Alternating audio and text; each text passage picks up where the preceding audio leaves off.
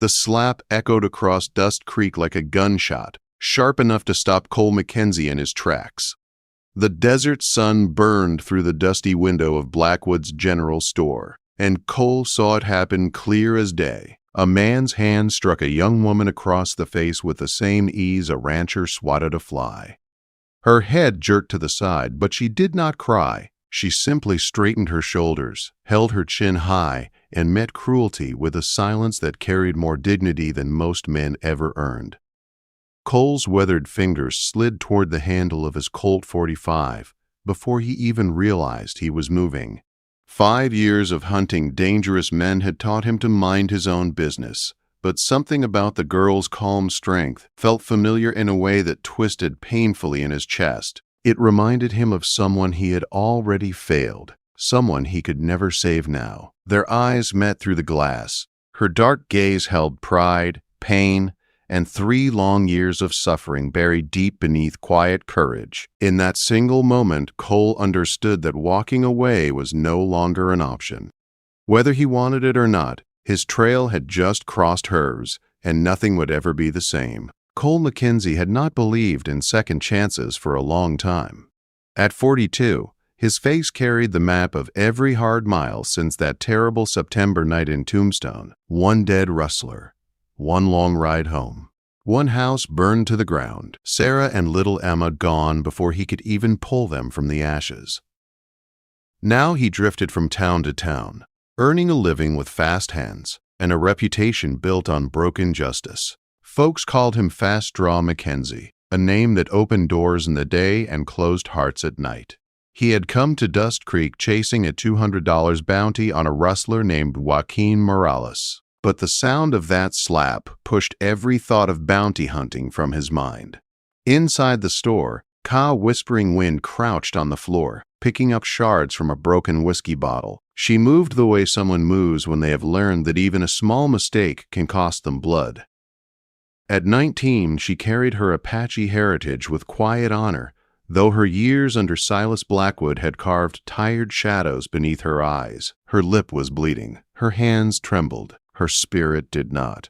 Blackwood hovered over her like a storm cloud. "Clumsy half-breed," he growled. "That bottle cost me $2. $2 you'll pay off at 50 cents a week."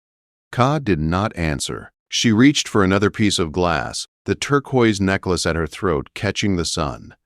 It was the last thing her mother had ever given her. Cole pushed the door open. The bell chimed, and Blackwood turned with a sneer that froze halfway across his face when he saw the man filling the doorway. Cole stood tall, calm, and dangerous, in the quiet way only experienced men could be. His gray eyes swept the room, taking in every detail. The raised hand, the girl's shaking fingers, the fear that hung in the air like dust. "Problem here, mister?" Cole asked. Blackwood scoffed. "Just teaching my workers some manners." Cole's eyes returned to Ka. She stared back, her face bruised but her spirit unbroken. He saw courage flickering beneath the pain, like an ember waiting for wind. That evening, Cole sat in the dusty Rose Saloon, nursing a whiskey that tasted like regret. The whole town knew what Blackwood did to the girl, yet no one dared interfere. Sheriff Dawkins was in Blackwood's pocket. The town council was too afraid to cross a man with deep money and deeper connections. It was Martha Williams, the widow who ran the boarding house, who finally approached him. She eased into the chair across from him with a soft sigh. "You're thinking about that girl," she said. "I know that look. My husband used to wear it when he was about to do something brave enough to get him killed." Cole's jaw tightened. "Seems like someone should do something. Silas Blackwood owns half this town," Martha warned, "and the sheriff. And anyone with a spine too soft to stand up straight." "Why has no one helped her?" Cole asked. Martha's eyes softened with shame. "Because she's Apache. Because she's poor. Because this town turns a blind eye when the person suffering doesn't look like them. But she's a good girl. Too good for the life she's been given." Cole lay awake that night, the thin boarding house mattress creaking beneath him. He could not forget the look in Ka's eyes. Pain, yes, but something else too. Hope. The kind he hadn't seen in years. Hope for a life better than being beaten behind dusty store windows. At dawn, he headed into the hills, searching for Joaquin Morales. A drunk cowhand had mentioned seeing the rustler camping near Blackwood's back property. Cole found Morales easily enough, but what he found behind the store owner's land chilled him deeper than the night wind. Blackwood wasn't just cruel. He was working with cattle thieves, hiding rustlers on his land and profiting from stolen herds. The man beating Ka was the same man feeding corruption through the veins of the whole town. Meanwhile, in the small room above the store, Ka tended her bruises alone. She touched her turquoise necklace and whispered a prayer her mother had taught her long ago. A prayer for strength, a prayer for freedom. Then she looked out the window and saw Cole McKenzie walking toward town with the steady stride of a man who had finally made his choice. And whatever choice he had made was about to change both of their lives. High noon burned bright over Dust Creek when Cole McKenzie stepped into Blackwood's store for the second time, but this time he did not come as a customer. He came with purpose. He came with a rustler tied over his horse, proof that he had finished the job he came to town for, and he came ready to finish something else that had been building from the moment he saw Ka Whispering Wind take a beating she didn't deserve. Ka stood behind the counter, stocking shelves with careful, practiced movements. Her hands trembled, but her face stayed calm as she watched Cole walk in. She had seen men like Blackwood all her life.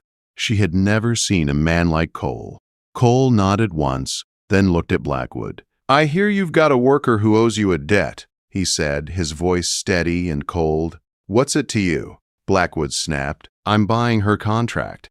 Name your price." Ka froze. The entire store seemed to freeze with her. Blackwood puffed out his chest, trying to look bigger than he felt. "She ain't for sale." Cole took one slow step forward. "Everything's for sale. The question is whether you want cash or lead." People gathered outside, pressing to the windows for a better look. Dust Creek had a way of ignoring injustice, but it never ignored a good fight. $300, Blackwood said loudly, "and damages for disrupting my business." Cole pulled a folded paper from his vest. "Sheriff Dawkins told me last night that debt bondage was outlawed in this territory years ago, which means your contract isn't worth anything." Blackwood's face darkened. "You don't know who you're messing with, stranger." Cole McKenzie. The name dropped into the room like a stone into a still pond. A few onlookers backed away from the window. Everyone in the territory knew that name. Before Blackwood could reach for his pistol, Cole already had his Colt pressed against the man's forehead. The room went silent except for Ka's quick breathing. "I wouldn't," Cole said. "I already sent word to the U.S. Marshal about your cattle operation." You make one wrong move, and they won't need a trial." Then Ka stepped forward. She moved with the smooth grace of wind over stone. She carried a thin-bladed Apache knife in her hand, the kind a woman kept hidden until she had no choice left. "I don't need anyone to buy my freedom," she said. "I was never his property." Blackwood stepped back, fear flickering in his eyes.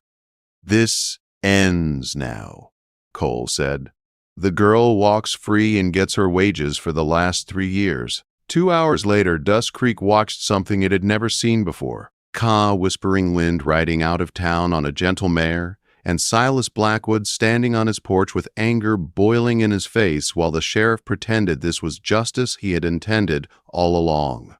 Ka rode in silence beside Cole as the town disappeared behind them. The desert stretched wide ahead, open and endless. Still, she kept her guard up. She had known too many men who offered help with one hand and took something with the other. "You didn't have to do that," she said quietly. "Yes, I did." Cole answered. When she finally looked at him, she saw pain written across his face. Old pain, heavy pain, pain that had carved him into the hard man he was. "Why?" she asked. 5 years ago," he said, "I had a wife and daughter, Sarah and Emma. I left them one night to chase a bounty. When I got back, the house was burned. They were gone. I told myself that some things can't be fixed. Some people can't be saved. Today, I decided to stop believing that." Something tightened in Ka's chest. No one had ever spoken to her with that kind of honesty. No one had ever looked at her with that kind of care. They camped under cottonwoods beside a cold mountain stream. Ka washed away the last dust of Blackwood's store from her skin. Cole built a fire, pretending not to watch her but failing each time she turned her head and caught his eye. She was beautiful in a way the frontier rarely allowed women to be, strong, scarred, and unbroken. "What happens when we reach San Carlos?" she asked. "That's up to you," he said. "I'll see you home if that's where you want to be. If not, the territory is big enough for anyone willing to start over." "And you?" she asked. "Maybe I'll start over too," he said. "Depends if I find a reason." The fire crackled between them. The night wrapped around them like a blanket. Cole lay awake staring at the stars. Ka moved closer, her voice soft. "I used to dream of being held by someone who didn't see me as a burden." "You're not a burden," Cole said. "You're the first right thing I've found in 5 years." Ka rested against him as the fire burned low. For the first time in a long time, Cole felt something that wasn't grief. It wasn't anger. It was hope. Fragile, but alive. By morning, they reached the border of the San Carlos reservation. Jose Crowfeather, the young man Ka had grown up with, stood waiting. His eyes narrowed at the sight of Cole. "Did he buy you?" Jose asked sharply. "He freed me," Ka said. Jose's jaw tightened, but he said nothing more. That evening, Cole found himself in the council house facing tribal elders. Thomas Greywolf studied him with calm, steady eyes. "What do you want with our daughter?" the elder asked. Cole took a breath. "I want her to choose her own path, whether that path includes me or not." The room softened at his answer. The elder nodded. "You may stay 3 days. After that, you go. If Ka chooses you, she leaves with you. If not, you respect her choice. 3 days. 3 days to learn the truth." On the third morning, Cole found Ka by the stream, her feet in the cool water. She had woven turquoise beads into her hair, a sign she was considering a life here. "You've decided," Cole said. "I've decided I need time," Kay replied. "I need to remember myself." "I need to breathe without fear. I need to know who I am before I know who I can love." Cole nodded, though the words hurt more than a bullet. "I won't be someone's broken bird to heal," she said. "And I won't let you carry me like a second chance you didn't get before. Give me 1 year. If what we feel is real, it will still be there." Cole said nothing. He simply held her hand until she let go. He rode out alone at sunrise. Ka watched from the hill, her heart torn between the past she came from and the future she wanted. 6 months later, she received a letter from Cole. No promises, no pressure, just an invitation. He had bought a small ranch near Tucson. If she ever wanted to see it, she would be welcome. Ka folded the letter and placed it beside her mother's necklace. Spring wind brushed across her face. Somewhere deep inside, a choice began to take shape. Winter passed gently over the Arizona desert, leaving behind clear blue skies and warm days that made the land feel alive again. Ka, whispering wind, spent that time relearning the pieces of herself that had been buried under 3 years of fear. She helped tribal women gather herbs in the hills. She taught children the old stories her mother once whispered to her. She walked the riverbanks at dawn, letting the water wash away memories she no longer needed to carry. But even as she healed, one truth stayed close to her heart. Cole McKenzie had walked away without asking anything from her. He had given her freedom without strings. That kind of respect was rare in the world she had known. Each month, she placed his single letter back into her leather pouch with her most treasured belongings. She never opened it again, but she felt its weight every time she carried it. A reminder, a promise, a question she was not yet ready to answer. 1 year later, on a warm spring morning, Ka stood on the hill, overlooking the reservation. She closed her eyes as a soft breeze lifted the strands of her dark hair. The wind felt different today. It carried direction. It carried courage. She saddled her mare, gathered her few belongings, and whispered a quiet goodbye to the land that had shaped her. It was time. The ride to Tucson took days, but Ka felt lighter with each mile. The farther she rode, the more she remembered the man who had stood between her and danger without asking for anything in return. A man who had carried grief but still chose to protect someone else. A man who gave her the space she needed, even when it cost him. Just past sundown on the 6th day, she reached a small valley where the fading light painted the world in shades of gold and soft blue. Below her, nestled against the foothills, stood a modest ranch with a wooden corral and a house that looked new but worn in all the right places. Smoke curled from the chimney. Horses grazed lazily beside the fence line. Cole McKenzie stepped out onto the porch at the sound of approaching hooves. For a moment, neither of them moved. Cole looked older, but not in the tired, hollow way she remembered. His shoulders were steadier. His eyes carried less weight. The grief was still there, but it had softened into something manageable, livable. Ka dismounted slowly. The moment her boots touched the earth, Cole stepped forward. Not fast, not desperate, just enough to show he was ready if she was. "I wasn't sure you'd come," he said quietly. "I wasn't sure either," she replied, "but the wind changed, and I listened." He smiled, and it was a smile she had never seen from him before. Gentle, hopeful, real. Cole guided her inside the house. It was simple and warm, with a wide hearth and shelves he had built by hand. On one shelf sat a small wooden box. Inside were a pair of tiny shoes and a locket, a memory of what he had lost. Ka noticed it, but she did not speak. Some grief deserved silence. "What made you build all this?" she asked. Cole looked out the window toward the corral. "I wanted a place that felt worth staying in, a place someone like you could walk into without fear." "And what if I chose not to come?" she asked. "Then it would have still been a good place," he said, "just a quieter one."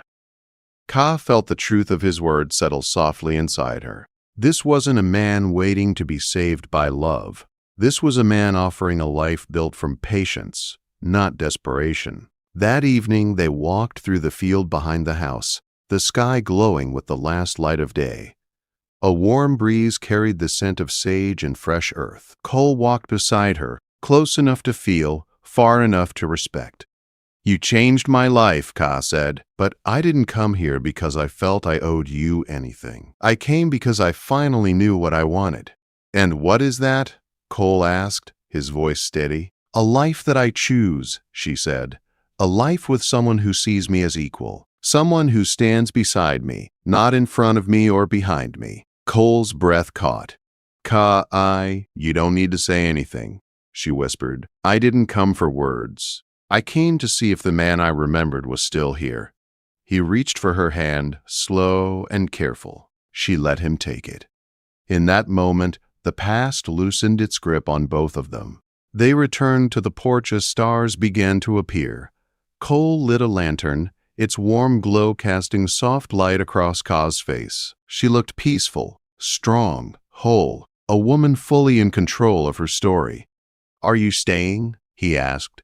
Ka touched the turquoise necklace at her throat, the same one that had once reminded her only of loss. Tonight it felt like a bridge between where she came from and where she was going. "Yes," she said, "if you'll have me." Cole stepped closer. "I've been hoping for that since the day I heard you cry." Ka smiled, her eyes soft with something she no longer feared. "I didn't cry that day," she said. "No," Cole answered, "but your heart did, and I heard it." Ka leaned into him, resting her forehead against his. The night air wrapped around them, the ranch, the desert, the stars, everything settled into a restless kind of peace. For the first time in years, neither ran from the future. They walked toward it together, and in the wild heart of the frontier, two broken lives became one whole story.